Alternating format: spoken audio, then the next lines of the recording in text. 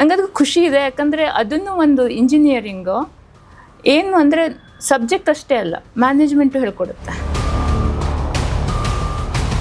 ಅದಕ್ಕೆ ಇವತ್ತು ಯಾರಾದರೂ ಇಂಡಸ್ಟ್ರಿ ಪ್ರೊಡಕ್ಷನ್ ಒಳ್ಳೇದಾ ಅಂದರೆ ಲೈಫಲ್ಲಿ ಏನು ಮಾಡಬೇಕು ಅಂತ ಕೇಳ್ತೀನಿ ನಾನು ಅಂದ್ಕೊಂಡು ಫುಲ್ ಲೈಫು ಒಂದು ಕಂಪ್ಯೂಟರ್ ಎದುರಿಗೆ ಒಂದು ಕ್ಯಾಬಿನಲ್ಲಿ ಕೂತ್ಕೊಂಡು ಹೆಂಗೆ ನಡೆಸ್ತಾರೆ, ಆ ಲೈಫ್ ಬೇಡ ನನಗೆ ಅಂತ ಹೇಳ್ಕೊಂಡು ಕಂಪ್ಯೂಟರ್ಸ್ ಅಂದರೆ ಆಗ್ತಿರ್ಲಿಲ್ಲ ನನಗೆ. ಸೊ ಆ ಟ್ರೆಂಡ್ ಸೆಟ್ ಆಗಿರೋದು ಈಗಲೂ ನಾವು ನೋಡ್ತೀವಿ. JC ಹೋದಾಗ ನಮ್ಗೆ ಅದು ಕಾಣುತ್ತೆ ಈಗಲೂ. ಲೈಫಲ್ಲಿ ಏನೇ ಆದ್ರೂ ಯಾವುದೋ ಒಂದು ಕಾರಣಕ್ಕಾಗತ್ತೆ, ಒಳ್ಳೇದಕ್ಕೆ ಆಗುತ್ತೆ. So you just be positive, keep going. India ಟೀಮ್ದು ಹೆಡ್ ಆಗಿದ್ದೆ ಇಲ್ಲಿ. I had a team in Bangalore and I had a team in Pune. ನಾನು ಹುಟ್ಟಿದಾಗ ನಮ್ಮ ಅಜ್ಜಿ ಹೊರಗಡೆ ನಿಂತ್ಕೊಂಡು ಅಳ್ತಾ ಇದ್ರಂತೆ, 3ನೇ ಹೆಣ್ಮಗಳು ಅಂತ ಹೇಳ್ಕೊಂಡು. ಗಂಡಾಗುತ್ತೆ ಅನ್ಕೊಂಡ್ವಿ, 3ನೇದು ಹೆಣ್ಣಾಯ್ತು ಅಂತ ಅಳ್ತಾ ಇದ್ರಂತೆ. ನೋಡೋಕ್ಕೂ ಬರಲಿಲ್ಲ ಅಂತೆ.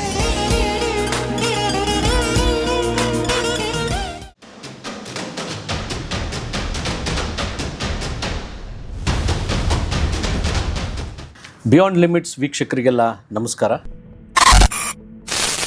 ಯತ್ರ ನಾರ್ಯಸ್ತು ಪೂಜ್ಯಂತೆ ರಮಂತೆ ತತ್ರ ದೇವತಾ. ಎಲ್ಲಿ ನಾರಿಯರು ಪೂಜಿಸಲ್ಪಡುತ್ತಾರೋ ಅಲ್ಲಿ ದೇವತೆಗಳು ಸಂತೋಷದಿಂದ ಇರ್ತಾರೆ ಅಂತ ಸಂಸ್ಕೃತದ ಒಂದು ಸುಭಾಷಿತ ಹೇಳುತ್ತೆ. ಹೆಣ್ಮಕ್ಕಳೇ ಸ್ಟ್ರಾಂಗ್ ಗುರು. ನಾನು ಯಾಕೆ ಇದನ್ನು ಮಾತಾಡ್ತಾ ಇದ್ದೀನಿ ಅಂತಂದರೆ, ಇವತ್ತು ನಮ್ಮ ಪಾಡ್ಕಾಸ್ಟ್ಗೆ ಮುಖ್ಯ ಅತಿಥಿಗಳಾಗಿ ಬಂದಿರುವಂಥವರು ಒಂದು ಚಿಕ್ಕ ಪಟ್ಟಣದಿಂದ ಸಾಧಾರಣ ಮಧ್ಯಮ ವರ್ಗದ ಕುಟುಂಬದಲ್ಲಿ ಓದಿ, ಇಂಜಿನಿಯರಿಂಗ್ ಪಾಸ್ ಮಾಡಿ, ಸಾಫ್ಟ್ವೇರ್ ಇಂಜಿನಿಯರ್ ಆಗಿ ಕಾರ್ಪೊರೇಟ್ ಲೈಫನ್ನು ನೋಡಿ, ತಮ್ಮದೇ ಸಂಸ್ಥೆಗಳನ್ನು ಮಾಡಿ, ಈಗ ಪಾಲಿಟಿಕ್ಸಲ್ಲಿ ಕೂಡ ತಮ್ಮದೇ ಒಂದು ಛಾಪನ್ನು ಒತ್ತುತ್ತಾ ಇದ್ದಾರೆ. BJP ನ್ಯಾಷನಲ್ ಮಹಿಳಾ ಮೋರ್ಚಾದ ಸದಸ್ಯರಾಗಿ ಇಡೀ ದೇಶವನ್ನು ಸುತ್ತಿ ಮಹಿಳೆಯರ ಬಗ್ಗೆ ತುಂಬ ಚೆನ್ನಾಗಿ ತಿಳ್ಕೊಂಡು, ಮಹಿಳೆಯರಲ್ಲಿ ಜಾಗೃತಿಯನ್ನು ಮೂಡಿಸಿ, ಪಕ್ಷ ಕಟ್ಟುವುದರಲ್ಲಿ ತಮ್ಮದೇ ಆದಂತಹ ಒಂದು ಕೊಡುಗೆಯನ್ನು ಕೊಡ್ತಾ ಇರೋರು ಶ್ರೀಮತಿ ಶಾಂತಲಾ ಭಟ್. ನಮಸ್ಕಾರ ಶಾಂತಲಾ ಭಟ್ ಅವ್ರಿಗೆ. ನಮಸ್ಕಾರ ಪ್ರಮೋದ್ ಅವರೇ. ನಿಮ್ಮ ಈ ಒಂದು ಬ್ಯುಸಿ ಶೆಡ್ಯೂಲಲ್ಲಿ ನಮ್ಮ ಪಾಡ್ಕಾಸ್ಟ್ಗೆ ಬಂದಿದ್ದು ತುಂಬ ಸಂತೋಷ. ನನ್ನ pleasure, thank you so much. So ಈಗ ನಾನು ಸ್ವಲ್ಪ ಗೊತ್ತು ನಿಮ್ಮ ಬಗ್ಗೆ, ನೀವು ಉತ್ತರ ಕನ್ನಡದಿಂದ ಬಂದಿರೋರು ಅಂತ. ಸೊ ನಿಮ್ಮ ಬಾಲ್ಯದ ಬಗ್ಗೆ ಹೇಳಿ, ನೀವು ಹೇಗೆ ಬೆಳೆದು ಬಂದ್ರಿ, ಆಮೇಲೆ ಇಂಜಿನಿಯರಿಂಗಿಗೆ ಹೋದ್ರಿ, ಸೊ ಇಲ್ಲಿವರೆಗೆ ಬಂದ್ರಿ. ಸೊ ಇದ್ರ ಬಗ್ಗೆ ನಾವು ಸ್ವಲ್ಪ ತಿಳ್ಕೊಳ್ಳೋಣ, ಯಾಕಂದರೆ ಇದು ಕೆಲವರಿಗೆ ಸ್ಫೂರ್ತಿಯನ್ನು ನೀಡುತ್ತೆ. ಖಂಡಿತ ಪ್ರಮೋದ್ ಅವರು. ನಾನು ಹುಟ್ಟಿದ್ದು ಸಿದ್ದಾಪುರ, ಉತ್ತರ ಕನ್ನಡ ಜಿಲ್ಲೆ. ನಮ್ಮ ಅಪ್ಪ ಅಮ್ಮಂಗೆ ನಾನು 3ನೇ ಹೆಣ್ಣುಮಗಳು. ನಿಮ್ಗೆ ಗೊತ್ತು, ಆ ಟೈಮಲ್ಲಿ ಹೆಣ್ಮಕ್ಳು ಅಂದರೆ ಸ್ವಲ್ಪ ಕಷ್ಟ ಇರ್ತಿತ್ತು. ಹೌದು. ನಾನು ಹುಟ್ಟಿದಾಗ ನಮ್ಮ ಅಜ್ಜಿ ಹೊರಗಡೆ ನಿಂತ್ಕೊಂಡು ಅಳ್ತಾ ಇದ್ರಂತೆ, 3ನೇ ಹೆಣ್ಮಗಳು ಅಂತ ಹೇಳ್ಕೊಂಡು. ಗಂಡಾಗುತ್ತೆ ಅನ್ಕೊಂಡ್ವಿ, 3ನೇದು ಹೆಣ್ಣಾಯ್ತು ಅಂತ ಅಳ್ತಾ ಇದ್ರಂತೆ. ನೋಡೋಕ್ಕೂ ಬರಲಿಲ್ಲ ಅಂತೆ. ಓಹೋ. ಸೊ ಆವಾಗ ಅಮ್ಮ ಅಂದ್ಕೊಂಡ್ರಂತೆ, ಇವರನ್ನ ನಾನು ಮಗನ್ಕಿಂತ ಜಾಸ್ತಿಯಾಗಿ ಅವ್ರಿಗೆ ಬೆಳೆಸ್ಬೇಕು, ಅವರಿಗೆ ಇಂಡಿಪೆಂಡೆಂಟ್ ಆಗಿ ಮಾಡಬೇಕು ಅಂತ ಆವಾಗಲೇ ಅವ್ರು ಛಲ ತೊಟ್ಟಿರೋದು. ಅಮ್ಮ ಅಪ್ಪ ಜಾಸ್ತಿ ಓದಿಲ್ಲ, ಬಟ್ ನಮಗೆ ಓದೋಕ್ಕೆ ಯಾವತ್ತೂ ಕಡಿಮೆ ಮಾಡಿಲ್ಲ. ಸೊ ಅದೊಂದು ನಮಗೆ ಸ್ಫೂರ್ತಿ ಆಯಿತು. ನಾನು ಓದಿದ್ದೆಲ್ಲ ಕನ್ನಡ ಮೀಡಿಯಮ್. 1ನೇ ಕ್ಲಾಸಿಂದ 10ನೇ ಕ್ಲಾಸ್ ತನಕ ಕನ್ನಡ ಮೀಡಿಯಮ್. ಹೆಣ್ಣು ಮಕ್ಕಳ ಸರ್ಕಾರಿ ಮಾದರಿ ಪ್ರಾಥಮಿಕ ಶಾಲೆ. 1ನೇ ಕ್ಲಾಸಿಂದ 7ನೇ ಕ್ಲಾಸು ಕನ್ನಡ ಪ್ರಾಥಮಿಕ ಶಾಲೆ. ಈಗ ಯಾರಾದರೂ ಗೌರ್ಮೆಂಟ್ ಸ್ಕೂಲ್ ಬಗ್ಗೆ ಮಾತಾಡಿದರೆ ನಮ್ಮ ಗೌರ್ಮೆಂಟ್ ಸ್ಕೂಲ್ ಟೈಮಿಂಗ್ ನೆನಪಾಗುತ್ತೆ. ಅದೊಂದು ಒಳ್ಳೆ ಜೀವನ. ಆವಾಗ ನಮಗೆ ಲೈಫ್ ಲೆಸನ್ಸ್ ತುಂಬ ಕಲಿಸಿದೆ ಆ ಸ್ಕೂಲ್ಗಳೆಲ್ಲ. ಆವಾಗ ಓದೋದು ಬರೆಯೋದು ಮಾತ್ರ ಅಲ್ಲ, ಜೀವನದಲ್ಲಿ ಹೇಗಿರಬೇಕು, ಮೌಲ್ಯಗಳು ಹೇಗಿರಬೇಕು, ಇಂಡಿಪೆಂಡೆಂಟಾಗಿ ಹೇಗೆ ನಾವು ಬದುಕನ್ನು ನಡೆಸ್ಕೋಬೇಕು, ಅದೆಲ್ಲ ಅವರು ಚಿಕ್ಕದಾಗಿ ಹೇಳ್ಕೊಡ್ತಾಯಿದ್ರು. ನಮ್ಮ ಟೀಚರ್ಸ್ ಎಲ್ಲ ಆವಾಗ ತುಂಬ ಮೌಲ್ಯ ಇರೋರು. ಎಷ್ಟೊಂದು ಜನ ಮದುವೆನೂ ಆಗಿಲ್ಲ, ಅವ್ರದ್ದು ಪೂರ್ತಿ ಜೀವನ ಶಿಕ್ಷಣಕ್ಕಾಗಿ ಮೀಸಲಾಗಿಟ್ಟಿರೋರು. ಒಂದು ಎಕ್ಸಾಂಪಲ್ ಕೊಡ್ತೀನಿ. ನಾವು ಎಲ್ಲ ಬೆಳಗ್ಗೆ ಪ್ರಾರ್ಥನೆ ಆದ ನಂತರ ಫುಲ್ ಗ್ರೌಂಡಲ್ಲಿ ನಮ್ಮ ಮರ ಇತ್ತು, ತುಂಬ ಮರ ಇತ್ತು. ಅಲ್ಲೆಲ್ಲ ಎಲೆ ಬಿದ್ದಿರೋರು. ಯಾರು ಕಸ ಗುಡಿಸ್ತಿರಲಿಲ್ಲ, ಯಾರು ಇಲ್ಲ. ಮಕ್ಳಿಗೆ ಹೇಳೋರು ಎಲ್ಲರೂ ಒಂದೊಂದು 5 ಎಲೆ ಎತ್ತಿ ಅಂತ. ಎಲೆ ಎತ್ಕೊಂಡು ಡಸ್ಟ್ಬಿನ್ಗೆ ಹಾಕಿ ಪೂರ್ತಿ ಗ್ರೌಂಡ್ ಕ್ಲಿಯರ್ ಆಗೋದು. ಎಷ್ಟು ಕೆಲಸ. ಸೊ ಆವಾಗ ಸಂಘಟನೆ ಒಂದು ಮನೋಭಾವ ಇರುತ್ತಲ್ಲ, ಆವಾಗ ಅದು ಕಲ್ತ್ಕೊಳ್ಳೋದು. ನೀವು ಏನೇ ಇರಲಿ, ಈಗ ನಿಮ್ಮದು ಸ್ಪೋರ್ಟ್ಸ್ ಡೇ ಇರಲಿ, ಆ್ಯನ್ಯುವಲ್ ಡೇ ಇರಲಿ, ಮಕ್ಕಳೇ ಎಲ್ಲ ಅರೇಂಜ್ ಮಾಡೋದಿತ್ತು. ಯಾರು ಬೇರೆಯವ್ರು ಬಂದ್ಕೊಂಡು ಇದೆಲ್ಲ ಏನು ಮಾಡ್ತಿರ್ಲಿಲ್ಲ. ಸೊ ಇದೆಲ್ಲ ನಮಗೆ ಆವಾಗಿಂದನೇ ಕಲ್ಟಿವೇಟ್ ಆಗ್ತಾ ಬಂದಿರೋದು.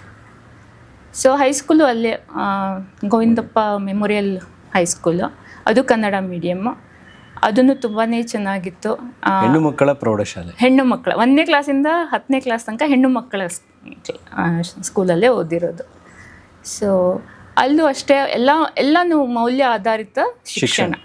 ಅದು ಈಗ ನಾವು ಅದನ್ನ ಇಲ್ಲಿ ನೋಡೋಕ್ಕೆ ನಮಗೆ ತುಂಬಾ ಕಷ್ಟ ಅನ್ಸುತ್ತೆ. ಆ ಶಿಕ್ಷಣ ಇವತ್ತು ನಿಮಗೆ ಈ ರೀತಿಯಾಗಿ ನ್ಯಾಷನಲ್ ಲೆವೆಲ್ ಅಲ್ಲಿ ಕೆಲಸ ಮಾಡೋದಕ್ಕೆ ಒಂದು ಫೌಂಡೇಶನ್ ಆಗಿ ಹೆಲ್ಪ್ ಆಗ್ತಾ ಇದೆ. ಡೆಫಿನೆಟ್ಲಿ. ಒಂದು ಎಕ್ಸಾಂಪಲ್ ಕೊಡ್ತೀನಿ.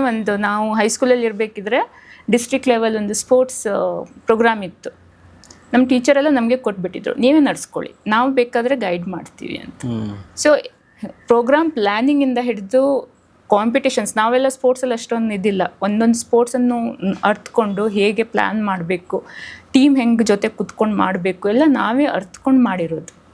ಸೊ ಇದೆಲ್ಲ ನಿಮಗೆ ಸ್ಕೂಲಲ್ಲೇ ಕಲಿಬೇಕಾಗತ್ತೆ. ನೀವು ಆಮೇಲೆ ನಾವು ಜಾಬ್ ಮಾಡಿದ ನಂತರ ಇದು ಕಲಿತೀನಿ ಅನ್ನೋಕ್ಕಾಗಲ್ಲ.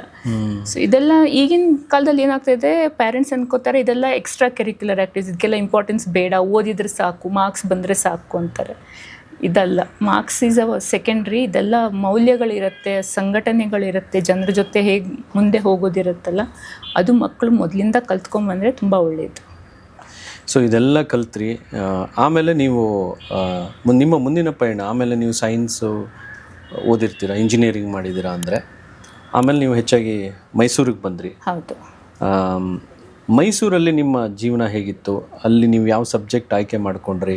ಅಲ್ಲಿ ಯಾವ ರೀತಿ ಚಾಲೆಂಜಸ್ಸನ್ನು, ಯಾಕೆಂದರೆ ತುಂಬ ಇದರಿಂದ ಒಂದು ಮಧ್ಯಮ ವರ್ಗದಿಂದ ಓದಲಿಕ್ಕೆ ಬೇರೆ ಕಡೆ ಹೋಗೋದು ಅಂದರೆ ಎಷ್ಟು ಕಷ್ಟ ಇರುತ್ತೆ ಅನ್ನೋದು ನಮಗೆಲ್ಲ ಗೊತ್ತು.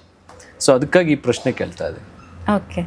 ಆ್ಯಕ್ಚುಲಿ ನಾನು ಕನ್ನಡ ಮೀಡಿಯಮಲ್ಲಿ ಓದಿದ್ರೂ ನಮ್ಮದು ಒಂದು ಒಳ್ಳೆಯ ಒಂದು ಬ್ರಿಡ್ಜ್ ಕೋರ್ಸ್ ಅಂತ ಮಾಡ್ತಿದ್ರು ನಮ್ಮ ಕಾಲೇಜಲ್ಲಿ ಹೋದಾಗ.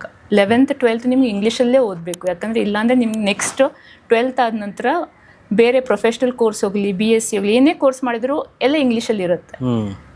ಸೊ ಅದೊಂದು ಬ್ರಿಡ್ಜ್ ಕೋರ್ಸ್ ಇತ್ತಲ್ಲ, ಅದು ತುಂಬ ಹೆಲ್ಪ್ ಆಯಿತು ನಮಗೆ. ನೀವು ಈಗ ಗೊತ್ತಿಲ್ಲ ನನಗೆ, ನಾವು ಹೋದಾಗೆಲ್ಲ ಎಲ್ಲ ಬ್ಯಾಚಸ್ಗೂ ಹಾಗೇನೆ 1-2 ತಿಂಗಳು ಮೊದಲು ಕನ್ನಡದಲ್ಲಿ ಹೇಳ್ಕೊಡ್ತಾರೆ ಸಬ್ಜೆಕ್ಟ್ 11th. ನಿಧಾನಕ್ಕೆ ಒಂದೊಂದು ವರ್ಡ್ ಹಾಕ್ತಾರೆ ಇಂಗ್ಲೀಷ್, ಆಮೇಲೆ ಒಂದೊಂದು ಸೆಂಟೆನ್ಸ್ ಹಾಕ್ತಾರೆ, ಆಮೇಲೆ ಫುಲ್ ಶಿಫ್ಟ್ ಮಾಡ್ತಾರೆ. ಆಮೇಲೆ ಡಿಕ್ಷನರಿನೂ ತೊಗೊಂಡು ಬರೋಕೆ ಹೇಳ್ತಾರೆ, ನಾವು ಡಿಕ್ಷನರಿನೂ ತಂದು ಅದರಲ್ಲಿ ಅರ್ಥ ನೋಡ್ಕೋಬೇಕು ಅಂತ. ಅದೊಂದಿದೆ ಅಲ್ಲ, ತುಂಬ ಸುಂದರವಾಗಿ ನಮಗೆ ಹ್ಯಾಂಡ್ ಹೋಲ್ಡ್ ಮಾಡಿದ್ದಾರೆ ಅದನ್ನು. ಸೊ ಅದನ್ನು ನಮಗೆ ಈಸಿಯಾಗಿ ನಾವು ಇಂಗ್ಲೀಷ್ ಮೀಡಿಯಮ್ ಶಿಫ್ಟ್ ಆದ್ವಿ, ಎಲ್ಲ ಆಯಿತು. ಆದ್ರೂ ಏನೋ ಬರೆಯೋಕ್ಕೆ ಬರ್ತಿತ್ತು, ಇಂಗ್ಲೀಷ್ ಮಾತಾಡೋದಕ್ಕೆ ತುಂಬ ಕಷ್ಟ ಆವಾಗ. ಹಾಗೆ ಇಂಜಿನಿಯರಿಂಗ್ ಒಳ್ಳೆಯ ಸ್ಕೋರ್ ಮಾಡಿಕೊಂಡು ಮೈಸೂರಲ್ಲಿ ಸೀಟ್ ಸಿಕ್ತು. ಅದೇನೋ ಇಂಡಸ್ಟ್ರಿಯಲ್ ಪ್ರೊಡಕ್ಷನ್ ಅದು ನಂಗೆ ತುಂಬ ಅಟ್ರಾಕ್ಷನ್ ಆಯಿತು. ಕಂಪ್ಯೂಟರ್ ಸೈನ್ಸ್, ಎಲೆಕ್ಟ್ರಾನಿಕ್ಸ್ ಎಲ್ಲ ಸಿಗೋ ಅಂಥದ್ದು ಇದ್ರೂ ನಾನು ಹಠ ಮಾಡ್ಕೊಂಡಿಲ್ಲ, ನಂಗೆ ಇಂಡಸ್ಟ್ರಿಯಲ್ ಪ್ರೊಡಕ್ಷನ್ನೇ ಬೇಕು ಅಂತ ಹೇಳ್ಕೊಂಡು ಹಠ ಮಾಡಿ ಹೋಗಿರೋದು. ಹಂಗದು ಖುಷಿ ಇದೆ, ಯಾಕಂದರೆ ಅದನ್ನು ಒಂದು ಇಂಜಿನಿಯರಿಂಗು ಏನು ಅಂದರೆ ಸಬ್ಜೆಕ್ಟ್ ಅಷ್ಟೇ ಅಲ್ಲ, ಮ್ಯಾನೇಜ್ಮೆಂಟು ಹೇಳ್ಕೊಡುತ್ತೆ. ನಿಮ್ದು ಎಫಿಷಿಯನ್ಸಿ ಹೆಂಗೆ ಇಂಪ್ರೂವ್ ಮಾಡಬೇಕು ಹೇಳ್ಕೊಡುತ್ತೆ.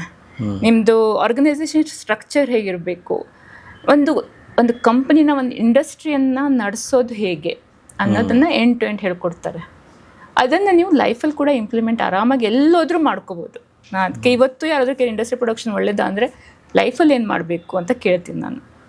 ಅವರಾದರೂ ಇಂಡಿಪೆಂಡೆಂಟಾಗಿ ನಾನು ಏನಾದರೂ ಮುಂದೆ ನಮ್ಮದೇ ಏನಾದರೂ ಮಾಡಬೇಕು ಅಂದರೆ ಜಸ್ಟ್ ಗೋ ಫಾರ್ ಇಟ್ ಅಂತೀನಿ. ಇಲ್ಲ ಮೆಕ್ಯಾನಿಕಲ್ ಅಷ್ಟೇ ಅಲ್ಲ, ಎಲ್ಲ ಆರ್ಗನೈಸೇಷನ್ ಕಂಪ್ಲೀಟ್ ಒಂದು ನಿಮಗೆ ಆರ್ಗನೈಸೇಷನ್ ನಿಮ್ಮದೇ ಒಂದು ಕಂಪನಿ ಇದ್ದರೆ ಅದನ್ನು ಹೆಂಗೆ ನಡೆಸ್ಬೋದು ಅದನ್ನು ತುಂಬ ಚೆನ್ನಾಗಿ ಹೇಳ್ಕೊಡ್ತಾರೆ ಅದನ್ನು. ಸೊ ಅಲ್ಲೂ SJC ನಾನು ಓದಿರೋದು Jayachamarajendra college of engineering, one of the top colleges of Karnataka.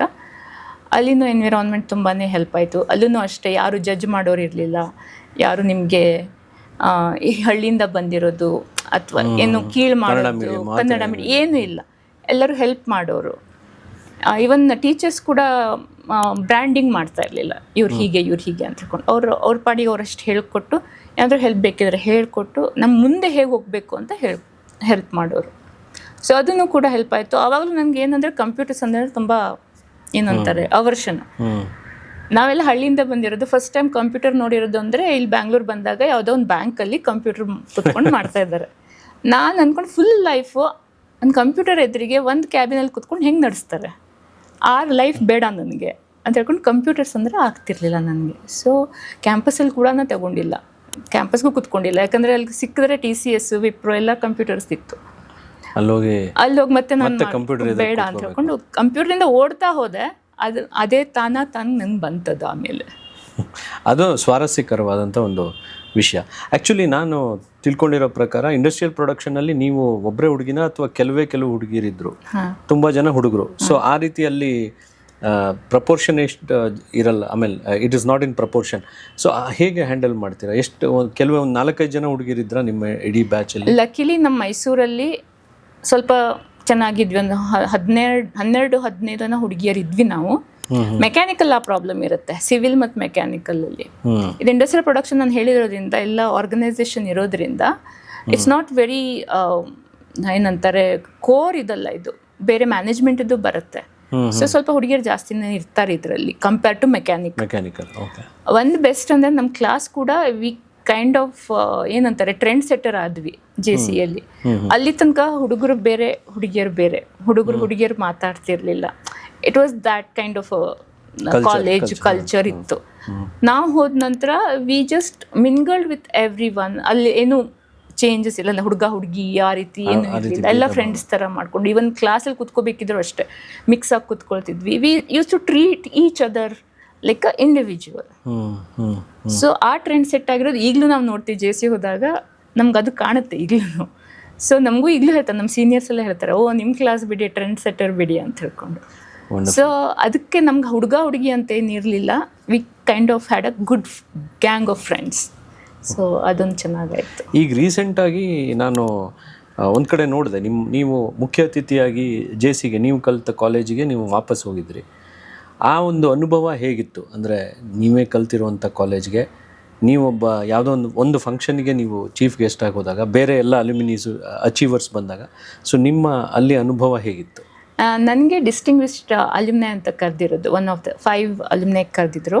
I was one of them. It was a super surprise. ಯಾಕಂದರೆ ನಾನು 12th ತನಕ ನಮ್ಮ ಊರಲ್ಲೆಲ್ಲ ಎವ್ರಿಬಡಿ ನ್ಯೂ ನನಗೆ ಯಾರು ಏನು ಅಂತ ಹೇಳ್ಕೊಂಡು ಎಲ್ಲರಿಗೂ ನಾನು ಯಾರು ಅಂತ ಗೊತ್ತು, ಈವನ್ ಟೀಚರ್ಸ್ಗೆ ಎಲ್ಲ. ಯಾಕಂದರೆ ನಮ್ಮದು ಅತ್ತೆಯಿಂದ ಹಿಡಿದು ಅಕ್ಕ ಎಲ್ಲರೂ ಒಂದೇ ಕಾಲೇಜಿಗೆ ಹೋಗಿರೋದ್ರಿಂದ ನಮ್ಮ ಮನೆತನದ ಬಗ್ಗೆ ಎಲ್ಲರಿಗೂ ಗೊತ್ತು. ನಾನು ಈ ಕಾಲೇಜಲ್ಲಿ ಕಾನ್ಷಿಯಸ್ ಆಗಿ I wanted to play underdog ಥರ. ಎಲ್ಲೂ ಮುಂದೆ ಹೋಗೋಕೆ ನಂಗೆ ಇಷ್ಟ ಇರಲಿಲ್ಲ ಇಂಜಿನಿಯರಿಂಗಲ್ಲಿ. ಆಸ್ ಲೈಕ್ ಓಕೆ ಕಲಿಬೇಕು, ನನಗೆ ಅದೇ ಕಾನ್ಸೆಪ್ಟ್, ಕಲಿಬೇಕಿದ್ರೂ ಅಷ್ಟೇ ನಾನು ಮುಂದೇನಾದರೂ ನಂದು ಮಾಡಿದರೆ ಹೇಗೆ ನಡೆಸಬೇಕು ಅನ್ನೋ ಕಾನ್ಸೆಪ್ಟಿಂದ ಕಲಿತಿದ್ದೆ. So I was like very shy ಅಂತ, ಏನು ಜಾಸ್ತಿ ಮುಂದೆ ಹೋಗ್ತಿರ್ಲಿಲ್ಲ, ನನ್ನ ಪಾಡಿಗೆ ನಾನು ಇರ್ತಿದ್ದೆ. ಕಾಲೇಜ್ ಹಾಗೆ ಸೈಲೆಂಟಾಗೇ ಕಂಪ್ಲೀಟ್ ಆಗಿದೆ. ಬಟ್ ಇದು ಅವಾರ್ಡಿಗೆ ಕಾಲ್ ಬಂದಾಗ ವಾಸ್ ಸೂಪರ್ ಸರ್ಪ್ರೈಸ್ಡ್. ಅದು ಹೇಗಾಯಿತು ಅಂದರೆ ನೋಡಿ, ಒಂದು ಇದಿರುತ್ತೆ, ನಾವು ಅನ್ಕೋತೀವಿ ನಮ್ಮ ಕೆಲಸ ನಾವು ಮಾಡಿದರೆ ಯಾರಿಗೂ ಗೊತ್ತಿಲ್ಲ ಅಂತ ಅನ್ಕೋತೀವಿ. ಬಟ್ ಮೈಸೂರಲ್ಲಿರೋ ನಮ್ಮ ಕಾಲೇಜು ನನ್ನ ಕೆಲಸನ ನೋಡಿ ಅಬ್ಸರ್ವ್ ಮಾಡಿದ್ದಾರೆ, ನನಗೆ ಕರೆದಿದ್ದಾರೆ. ದ್ಯಾಟ್ ವಾಸ್ ದ ಫಸ್ಟ್ ಏನಂತಾರೆ ಅನಿಸಿರೋದು, ಒಳ್ಳೆ ಕೆಲಸ ಮಾಡಿ ಜನ ಅಬ್ಸರ್ವ್ ಮಾಡ್ತಾರೆ, ಅವ್ರು ಆಶೀರ್ವಾದ ಕೊಡ್ತಾರೆ. So continue your good work ಅಂತ. ವಂಡರ್ಫುಲ್. ಹೌದು. ನಿಮಗೆ ಇಲ್ಲಿವರೆಗೆ ಕಲಿಯುವಾಗ ನಿಮ್ಮ ಮೇಲೆ ಪ್ರಭಾವ ಬೀರಿದಂತಹ ವ್ಯಕ್ತಿಗಳು ಯಾರು? ನನ್ನ ಪ್ರಭಾವ ಅಂದರೆ ನಾನು ಆ ರೀತಿ ನಂದು ಯಾವುದೂ ಇರಲಿಲ್ಲ. ಅಂದರೆ ಒಂದು ಇಂಡಿವಿಜುವಲನ್ನು ಐಡಿಯಲೈಸ್ ಮಾಡಿಲ್ಲ ನಾನು. But I used to read a lot. ನಾನು ಚಿಕ್ಕಂದ್ರಿಂದನೂ ತುಂಬ ಓದಿರೋದು, ಬುಕ್ಗಳು ಅಂದರೆ ತುಂಬ ಓದಿರೋದು, ಕನ್ನಡ ಬುಕ್ಸ್. ಈಗಲೂ ನಂಗೆ ಆ ಕಷ್ಟ ಇದೆ. ಇಂಗ್ಲೀಷ್ ಬುಕ್ ಬಂದರೆ ಸ್ವಲ್ಪ ಟೈಮ್ ತಗೊಳುತ್ತೆ, ಕನ್ನಡ ಬುಕ್ ಆದ್ರೆ ಒಂದೇ ಸಿಟ್ಟಿಂಗಲ್ಲಿ ಮುಗಿಸ್ಬಿಡ್ತೀನಿ. ನಮಗೆಲ್ಲ ಕನ್ನಡ ಓದಿರೋರಿಗೆಲ್ಲ ಹಾಗೇನೆ, ಕನ್ನಡ ಅಂದ್ರೆ ಖುಷಿ, ನಮ್ಗೆ ಬೇಗ ಓದ್ಬಿಡ್ತೀವಿ. ಮೊನ್ನೆ ಇದು ಬ್ರಾಹ್ಮಿನ್ಸ್ ಕೆಫೆ ಅವ್ರದ್ದು ಒಂದು ಬುಕ್ ಬಂದಿತ್ತು, ಅದನ್ನ ಒಂದು ಸಿಟ್ಟಿಂಗಲ್ಲಿ ಮುಗಿಸಿದ್ದೀನಿ ನಾನು. So it is such a wonderful. ಇದು ನನ್ನ ಫ್ರೆಂಡು ವಿನಾಯಕ್ ತದ್ದಲ್ಸೆ ಅವರೇನೆ ಬರ್ದಿರೋದು. ಅವ್ರು ನೋಡಿದ್ರೆ ಖುಷಿ ಆಗ್ಬಿಡ್ತಾರೆ ಈ ಪಾಡ್ಕಾಸ್ಟ್. ಸೊ ನಾವು ಅಲ್ಲಿ ರೆಗ್ಯುಲರ್ ಕಸ್ಟಮರ್ ಬ್ರಾಹ್ಮಿನ್ಸ್ದು. ಸೊ ಅವರು ನಮಗೆ ಅದೇ ಬುಕ್ ಇದೆ ಇನ್ವೈಟ್ ಮಾಡಿದ್ರು. ಅಲ್ಲಿ ಬುಕ್ ತಗೊಂಡು ಒಂದೇ ಸಿಟ್ ಎಷ್ಟು ಚೆನ್ನಾಗಿ ಬರ್ದಿದ್ದಾರೆ. ಅದೇ ನಾನು ಅನ್ಕೊಂಡೆ, ಇದನ್ನೇ ಇಂಗ್ಲೀಷಲ್ಲಿ ಬರೆದ್ರೆ ಆ ಫೀಲಿಂಗ್ ಬರುತ್ತಾ, ಆ ವರ್ಡ್ಗಳು ಭಾವನೆಗಳನ್ನ ವ್ಯಕ್ತಪಡಿಸೋದಕ್ಕಾಗಲ್ಲ ಆಗಲ್ಲ. ಅದು ನಮ್ಮ ಕನ್ನಡದಿಂದ ಓದಿರೋದ್ರಿಂದ ಕನ್ನಡದಲ್ಲಿ ನಾನು ತುಂಬ ಬುಕ್ ಓದಿದ್ದೀನಿ. ಸೊ ವಿವೇಕಾನಂದಜಿಯಿಂದ ಹಿಡಿದು ಅಂಬೇಡ್ಕರ್ಜಿ, ಗಾಂಧೀಜಿ, ನೆಹರೂಜಿ, ಮತ್ತು ವಲ್ಲಭಾಯಿ ಜಿ, ಸುಭಾಷ್ ಚಂದ್ರ, ಯಾರದೇ ಒಂದು ಫೇಮಸ್ ಇದೆ ಅಂದರೆ ಇಂಡಿವಿಜುವಲ್ ಯಾರಾದರೂ ಏನಾದರೂ ಹೆಸರು ಮಾಡಿದ್ದಾರೆ ಅಂದರೆ ಅವ್ರ ಬಗ್ಗೆ ಎಲ್ಲ ತಿಳ್ಕೊಳ್ಳೋ ಅಂಥ ಕುತೂಹಲ. ಸೊ ಅವರಿಂದ ಏನೇನು ಅವರ ಜೀವನದಲ್ಲಿ ಏನೇನು ಚೆನ್ನಾಗಿ ಅವರು ಅಳವಡಿಸ್ಕೊಂಡಿದ್ದಾರೆ ಅದನ್ನು ನಾವು ಅಳಿಸ್ಕೊಂಡ್ರೆ ಒಳ್ಳೇದು ಅನ್ನೋದು ಅಷ್ಟೇ. ಯಾರನ್ನು ಒಂದು ವ್ಯಕ್ತಿನ ಹಾಗೆ ಐಡಿಯಲೈಸ್ ಮಾಡಿದ್ದು ತುಂಬ ಕಡಿಮೆ. ಇದರಲ್ಲಿ ಯಾವ ಪುಸ್ತಕಗಳು, ಯಾರ ಪುಸ್ತಕಗಳು ನಿಮ್ಗೆ ಹೆಚ್ಚು ಪ್ರಭಾವ ಅಂದರೆ ನೀವು ಓದೋ ಅನ್ಸುತ್ತೆ ಓ ಇದು ತುಂಬ ಚೆನ್ನಾಗಿದೆ, ಮರೆಯೋಕ್ಕಾಗಲ್ಲ, ಆ ರೀತಿ ಪುಸ್ತಕಗಳು ಯಾವುದಿತ್ತು?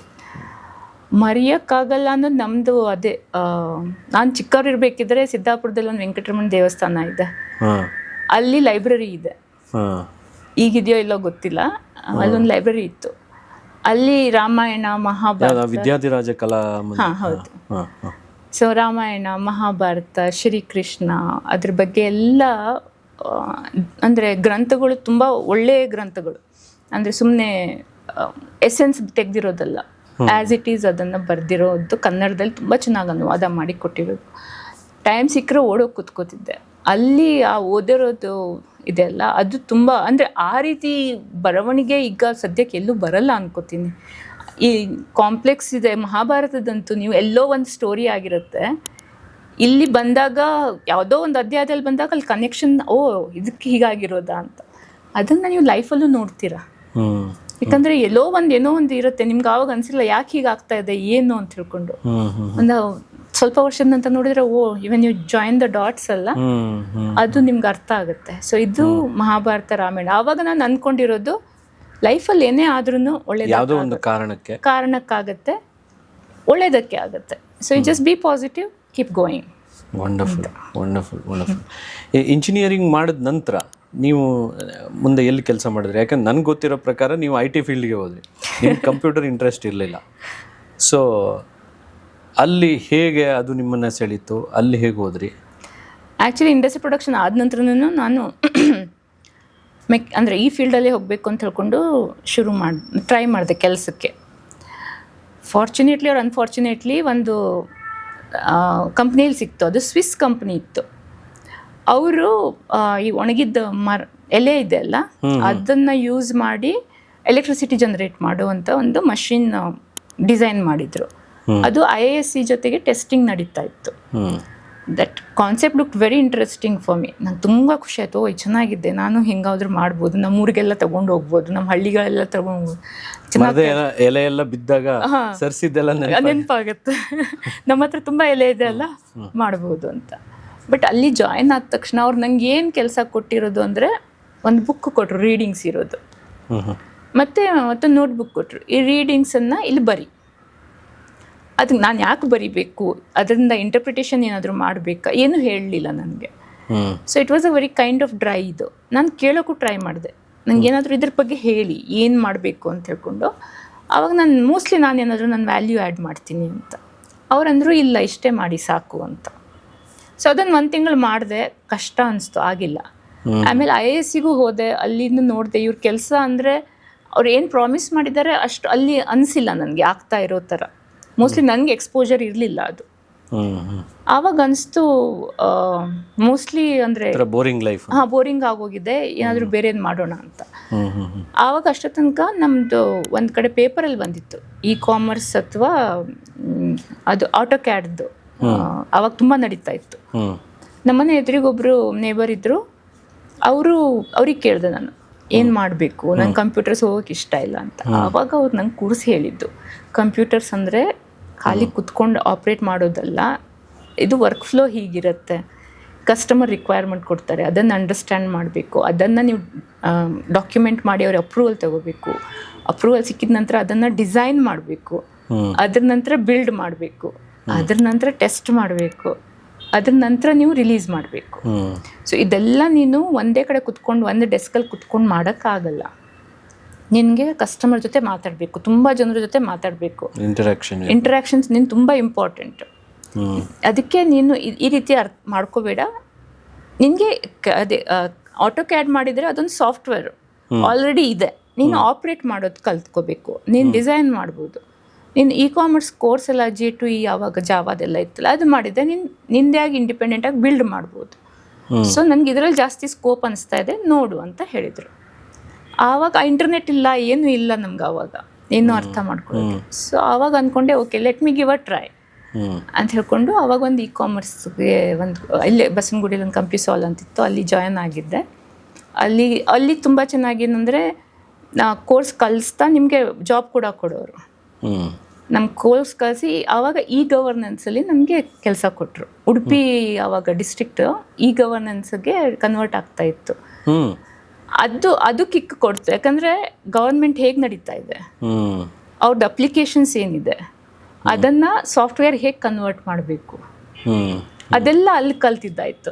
ಆವಾಗ ಅನಿಸ್ತು ಓಕೆ ಇದರಲ್ಲಿ ನಿಜವಾಗ್ಲೂ ಇಂಟ್ರೆಸ್ಟಿಂಗ್ ಇದೆ ಅಂತ. ಓಕೆ ಲೆಟ್ ಮಿ ಟ್ರೈ ಅಂತ ಹೇಳ್ಕೊಂಡು ಆವಾಗ ಅದು ಕಂಟಿನ್ಯೂ ಮಾಡಿರೋದು. ವಂಡರ್ಫುಲ್. ಸೊ ಇದೆಲ್ಲ ಆಯಿತು, ಇಲ್ಲೆಲ್ಲ ನೀವು ಕೆಲಸ ಮಾಡಿದ್ರಿ, ಕಾರ್ಪೊರೇಟ್ ಲೈಫ್ ನೋಡಿದ್ರಿ, ಬಟ್ ಎಲ್ಲೋ ಒಂದು ಕಡೆ ಆಮೇಲೆ ನೀವು ಸಡನ್ನಾಗಿ ಒಂದು ನಿಮ್ಮದೇ ಆದ ಒಂದು ಕಂಪ್ನಿನ ಸ್ಟಾರ್ಟ್ ಮಾಡ್ತೀರಾ. ಯಾಕೆ ಅದು ಕಾರ್ಪೊರೇಟ್ ಲೈಫ್ ಬೇಜಾರಾಗೋಯ್ತಾ ಅಥವಾ? ಇಲ್ಲ ಕಾರ್ಪೊರೇಟ್ ಲೈಫ್ ತುಂಬ ಇಂಟ್ರೆಸ್ಟಿಂಗ್ ಆಯಿತು. ಕಂಪ್ನೀಸಲ್ಲಿ ನಾನು ಹಾರ್ಡ್ಲಿ ಐ ಥಿಂಕ್ 6 months ಇದ್ದೆ. ಅದರ ನಂತರ ನಾನು HP ಹೋದೆ. HP I was actually I joined as a senior software engineer. ಆದರೆ ವಿದಿನ್ 7 years ಒಳಗಡೆ ನಾನು ಇಂಜಿನಿಯರಿಂಗ್ ಮ್ಯಾನೇಜರಾಗಿ ಪ್ರಮೋಟ್ ಆಗಿದ್ದೆ. ಅಲ್ಲಿ ವರ್ಕ್ ಕಲ್ಚರ್ ನಾನು ಇವತ್ತು ಮಿಸ್ ಮಾಡ್ತೀನಿ. HP ತುಂಬ ಚೆನ್ನಾಗಿತ್ತು. ಅಲ್ಲೂ ಅಂದರೆ ಓಪನ್ ಕಲ್ಚರ್ ಅಂತಾರಲ್ಲ, ನಿಮಗೆ ಅಸೈನ್ ಕೊಟ್ಬಿಡೋರು, ನೀವು ಯಾವಾಗ ಏನು ಮಾಡ್ತೀರಾ ನಿಮಗೆ ಬಿಟ್ಟಿರೋದು, ನೀವು ಈ ಡೆಡ್ಲೈನ್ಗೆ ಇಷ್ಟು ಕೆಲಸ ನೀವು ಸರಿ ಮಾಡಬೇಕು. ಆದರೆ ನಿಮ್ಗೆ ತಲೆ ಮೇಲೆ ಕುತ್ಕೊಂಡು ಫೋರ್ಸ್ ಮಾಡಿ ಯಾರೂ ಮಾಡ್ತಿರ್ಲಿಲ್ಲ. And then end of the day it is like a performance driven review. ನೀವು ಎಂಡ್ ಆಫ್ ದ ಇಯರ್ ನೀವು ನಿಮ್ಮ ಮ್ಯಾನೇಜರ್ ಜೊತೆ ಕುತ್ಕೊಂಡು ಹೇಳಬೇಕು ನೀವು ಪೂರ್ತಿ ಇಯರಲ್ಲಿ ಏನು ಮಾಡಿದ್ದೀರಾ. ಅದೊಂದು ಕಾನ್ಷಿಯಸ್ನೆಸ್ ಇರುತ್ತಲ್ಲ, ಇಯರ್ ಎಂಡಿಂಗ್ ನಾನು ಕುತ್ಕೊಂಡು ಮಾತಾಡಬೇಕು. ಅದರಿಂದ ನಾವೇನು ಮಾಡ್ತೀವಿ, ಇನ್ನೂ ನಮ್ಮ ಕೆಲಸ ಕೊಡಿ, ನಾನು ಇನ್ನೂ ಮಾಡಬೇಕು, ಬೇರೆದು ಕೊಡಿ ಅಂತ ಹೇಳ್ಕೊಂಡು ನಾವೇ ಹೋಗಿ ಕೇಳ್ತೀವಿ. ಅದು ಇಯರ್ ಎಂಡಿಗೆ ಒಂದೇ ಮೀಟಿಂಗ್ ಆಗ್ತಿರ್ಲಿಲ್ಲ. ಅಲ್ಲಿ every month you had to talk to your manager 1-on-1 ಅಂತಿದ್ವಿ. ಅಲ್ಲಿ ಅವರು ನಮ್ಗೆ ಗೈಡ್ ಮಾಡೋರು, ಎಲ್ಲಿ ಸರಿ ಮಾಡ್ತಿದ್ದೀವಿ, ಎಲ್ಲಿ ತಪ್ಪು ಮಾಡ್ತಾ ಇದ್ದೀವಿ, ಎಲ್ಲಿ ಮುಂದೆ ಹೋಗ್ಬೋದು ಎಲ್ಲ. ನಂಗೆ ಒಳ್ಳೆ ಮೆಂಟರಿಂಗು ಆಗ್ತಿತ್ತು, ಕೆಲಸನೂ ಆಗ್ತಿತ್ತು, ಪರ್ಫಾರ್ಮೆನ್ಸ್ ಡ್ರಿವನ್ ಇರ್ತಿತ್ತು. ಸೊ ಅದು HP ನಾನು ತುಂಬ ಎಂಜಾಯ್ ಮಾಡಿದೆ. ಇಂಜಿನಿಯರಿಂಗ್ ಮ್ಯಾನೇಜರ್ ಆಗಿ ಪ್ರಮೋಟ್ ಆಗಿ ಅಲ್ಲೂ 2-3 ವರ್ಷ ಕೆಲಸ ಮಾಡಿದೆ. ಆಮೇಲೆ ಸ್ವಲ್ಪ ಗ್ರೋತ್ ಸ್ಟ್ಯಾಗ್ನೆಂಟ್ ಅನ್ನಿಸ್ತು ಅಲ್ಲಿ ನನಗೆ. ಅದೇನೆ ಒಂದೇ ಏರಿಯಾದಲ್ಲಿ ಒಂದೇ ಕೆಲಸ ತುಂಬ ದಿನ ಮಾಡೋಕ್ಕೆ ಸ್ವಲ್ಪ ನಾನು ಇದು ಮಾಡ್ತೀನಿ. ನಂಗೆ ಸ್ವಲ್ಪ ಚೇಂಜಸ್ ಬೇಕು, ಚೇಂಜಸ್ಗಿಂತ ಚಾಲೆಂಜಸ್ ಬೇಕು. ಆ ಚಾಲೆಂಜಸ್ ಸಿಗೋಕ್ಕೆ ಸ್ವಲ್ಪ ಕಡಿಮೆ ಆದ ತಕ್ಷಣ ಐ ಮೂವ್ ಬೋರಿಂಗ್ ಅನ್ನೋಕ್ಕಿಂತ you want to grow. Life is so limited. If you feel you're stagnant for some time ಅಲ್ಲ, ನಾವು ಬೆಳೀತಾ ಇಲ್ಲ ಅನ್ನೋ ಭಾವನೆ ಬಂದು ಒಂದು ಫ್ರಸ್ಟ್ರೇಷನ್ ಒಳಗಡೆ ಬಂದರೆ ನಿಮ್ಮದು ವರ್ಕ್ ಮಾಡೋ ಕೆಲಸ ಇದನ್ನು ಹಾಳಾಗುತ್ತೆ. It's better to move out. ಆವಾಗ ನಾನು ಟ್ರೈ ಮಾಡಿದೆ ಬೇರೆ ಕಡೆ ಮಾರ್ಕೆಟಿಂಗಲ್ಲಿ, ಸೇಲ್ಸಲ್ಲೆಲ್ಲ ಹೋಗೋಕ್ಕೆ. ಆವಾಗ ನಮ್ಮದು ಆರ್ಗನೈಸೇಷನ್ ಸ್ಟ್ರಕ್ಚರ್ ಚೇಂಜ್ ಆಗ್ತಾ ಇತ್ತು. ಸೊ ಅದಕ್ಕೆ ಅಲ್ಲಿ ಶಿಫ್ಟ್ ಮಾಡೋದು ಈಸಿ ಆಗಿರಲಿಲ್ಲ. ಅದಕ್ಕೆ ನಾನು ಆಮೇಲೆ ಆರೆಕಲ್ ಚೇಂಜ್ ಆದೆ. ಆರೆಕಲಲ್ಲಿ ನಾನು ಎಲ್ಲರಿಗೂ ಹೇಳ್ತೀನಿ, ನಿಮ್ಮದು ಬಾಸ್ ಏನಾದರೂ ಚೆನ್ನಾಗಿಲ್ಲ ಅಂದರೆ ನಿಮ್ಮದು career is about to take a better turn. So Oracle I had a little tough time ಅಲ್ಲಿ. ಯಾಕಂದರೆ ನಾನು ಇಲ್ಲಿ ಇಂಡಿಯಾ ಹೆಡ್ ಅನ್ನೋಕ್ಕಿಂತ ಇಂಡಿಯಾ ಟೀಮ್ದು ಹೆಡ್ ಆಗಿದ್ದೆ ಇಲ್ಲಿ. I had a team in Bangalore and I had a team in Pune. So I had to travel lot, ಎಲ್ಲ ಮಾಡ್ಕೊಂಡು ಇಲ್ಲಿ ಟೀಮ್ ಎಲ್ಲ. I joined, I think I was the first person to join. So 2 years ಒಳಗಡೆ ನಾನು 40-45 team solid build ಮಾಡಿ ಕೊಟ್ಟಿದ್ದೆ. ಆದರೆ ಅಲ್ಲೂ ಅಷ್ಟೇ ಗ್ರೋತ್ ಅಲ್ಲಿ ಒಂದು ಲೆವೆಲಿಗೆ ಸ್ಟಾಪ್ ಆಗೋಯ್ತು. ಆ್ಯಂಡ್ ಅದೇನಾಗಿದೆ ಅಂದರೆ ನಮ್ದು I was the highest point of contact in India. ಅದು ನೆಕ್ಸ್ಟ್ US. ಸೊ ನಂಗೆ ಅಲ್ಲಿಂದ ಅಲ್ಲಿ ಕನೆಕ್ಟ್ ಮಾಡಿಕೊಂಡು ಗ್ರೋತ್. ನಿಮ್ಮ ವರ್ಟಿಕಲ್ ಅಥವಾ ಎಲ್ಲ? ನಮ್ದು ವರ್ಟಿಕಲ್ ಇಲ್ಲಿ. ಪಿಲ್ಲರ್ ಅಂತ ಒಂದು ವರ್ಟಿಕಲ್ ಇತ್ತು, ಅದರದ್ದು ಹೆಡ್ ನಾನು. ಅದೊಂದು ಸ್ಟಾರ್ಟಪ್ ಇತ್ತು, ಆರೆಕಲ್ ಪರ್ಚೇಸ್ ಮಾಡಿತ್ತು. ಸೊ ಅದು ಪರ್ಚೇಸ್ ಮಾಡಿದ ನಂತರ ಟೀಮನ್ನು ಇಂಡಿಯಾಗೆ ಒಂದು ಟೀಮ್ ಇಟ್ಟಿದ್ರು. ಆ ಇಂಡಿಯಾದ ಹೆಡ್ ನಾನಾಗಿದ್ದೆ. So I to talk to the director of US team. So ಅಲ್ಲಿ ಮತ್ತೆ ಇಲ್ಲಿ ಮಾಡ್ತಾ ಇರಬೇಕಿದ್ರೆ I was not enjoying that again. So ಅಲ್ಲಿ ನಂತರ ನನಗೆ ಅನಿಸ್ತು ಓಕೆ ಎಟ್ ದ ಮ್ಯಾಕ್ಸ್ ನಾನು ಕಂಪ್ನಿ ಚೇಂಜ್ ಮಾಡಿ ಏನು ಮಾಡ್ಬೋದು ಅಂದರೆ I will be working for someone else. I won't B creating any value either for me or for my country or for my people ಅಂತ ಅನಿಸ್ತು. And that's when I thought let me get into entrepreneurship ಅಂತ. ಅಲ್ಲಿಂದ ಹೊಸ ಅಧ್ಯಾಯ ಪ್ರಾರಂಭ. Wonderful. She had once 5, I think he is one 6 medals. So ಅವ್ರು ಬಂದಿದ್ರು, 9 ವರ್ಷದಿದ್ದ ಅವಾಗ. ಬೆಳಗ್ಗೆ 5 ಗಂಟೆ ಮನೆ ಬಿಟ್ಟರೆ ರಾತ್ರಿ 9 ಗಂಟೆ ಮನೆ ತಲುಪ್ತಿದ್ದ ಅವನು. ಹಿ ಒನ್ 6 ಮೆಡಲ್ಸ್ ಇನ್ ನ್ಯಾಷನಲ್ಸ್. ಸೂಪರ್. ಆವಾಗ ಕೋಚಸ್ ಅಂದರು, ನೀಡಿ ಅವ್ನಿಗೆ ನೀವು ಇಷ್ಟು ತೊಂದರೆ ಕೊಡ್ತಾ ಇದ್ದೀರಾ, ಆದರೂ ಅವನಿಷ್ಟು ಮಾಡ್ತಾ ಇದ್ದಾನೆ. ಆ ಪೂಲಲ್ಲಿ ಹೋದರೆ there were hundreds of kids who var national and international level swimmers. ಈಗ ಕ್ರಿಕೆಟ್ ಅಂದರೆ ನೀವು ಬೌಲರ, ಬ್ಯಾಟ್ಸ್ಮನ್ ಆದರೆ ನಿಮ್ಮದು ಎಷ್ಟು ರನ್ ಮಾಡಿದ್ದೀರಾ, ಬೌಲರ್ ಆದರೆ ಎಷ್ಟು ವಿಕೆಟ್ ತಗೊಂಡಿದ್ದೀರಾ, ನಿಮ್ಮ ರನ್ ರೇಟ್ ಏನು, ಎಲ್ಲ ಆ ರೀತಿ. ನೀವು ಸ್ವಿಮ್ಮರ್ ಅಂದರೆ ನೀವು ಪ್ರೊಫೈಲ್ ವಿನ್ ಮಾಡಬೇಕಾದ್ರೆ ಸೆಲೆಕ್ಟ್ ಮಾಡ್ಕೋಬೇಕು. ಅದು ನಾರ್ಮಲ್ ಥರ ಇರಲ್ಲ. ಕಾಂಪಿಟೇಟಿವ್, ಈಗ ಫಾರ್ ಎಕ್ಸಾಂಪಲ್ ಸ್ವಿಮ್ಮಿಂಗೇ ಹೇಳ್ತೀನಿ. ಕಾಂಪಿಟೇಟಿವ್ ಸ್ವಿಮ್ಮಿಂಗ್ ಅಂದರೆ ನಿಮ್ದು ಒಂದು ಕಾಸ್ಟ್ಯೂಮು ಹುಡುಗರದ್ದು 25,000-30,000 ಸಾವಿರ, ಹುಡುಗಿಯರದ್ದು 40,000-45,000. ಅದನ್ನು 3 ಅಥವಾ 4 ಟೈಮ್ ಅಷ್ಟೇ ಹಾಕ್ಕೋಬೋದು. ಅದ ನಂತರ ಅದರ ಎಫೆಕ್ಟ್ ಇರಲ್ಲ. 21 ಇಯರ್ ಆಗಿದ್ದಾನೆ, US ಅಲ್ಲಿ ಓದ್ತಾ ಇದ್ದಾನೆ. ಬಟ್ ಅವನದು ಪರ್ಫಾರ್ಮೆನ್ಸು ಆರ್ಮಿಯವ್ರು ನೋಡಿಕೊಂಡು ಅವನಿಗೆ ಆರ್ಮಿ ಜಾಯ್ನ್ ಆಗ್ತೀಯ ಅಂತ ಕೇಳಿದ್ರು. ಇಲ್ಲ ಇಂಡಿಯನ್ ಆರ್ಮಿ. ಜಾಬ್ ಸೆಕ್ಯೂರಿಟಿ ಕಷ್ಟ, ದುಡ್ಡು ಖರ್ಚಾಗುತ್ತಲ್ಲ, ಅದು ಎಲ್ಲಿಂದ ಸಿಗೋದು ತುಂಬ ಕಷ್ಟ. ನೀವು ವಿನ್ ಆದರೆ ನಿಮ್ಗೆ ತುಂಬ ಸ್ಪಾನ್ಸರ್ಶಿಪ್ ಸಿಗುತ್ತೆ. ಸಿಗ್ಲಿಲ್ಲ ಅಂದರೆ ಸಿಕ್ಕಿಲ್ಲ ಅಂತಲ್ಲ, ಅಲ್ಲಿ ತನಕ ಹೋಗೋಕ್ಕೆ ಸಪೋರ್ಟ್ ಸಿಗಲ್ಲ.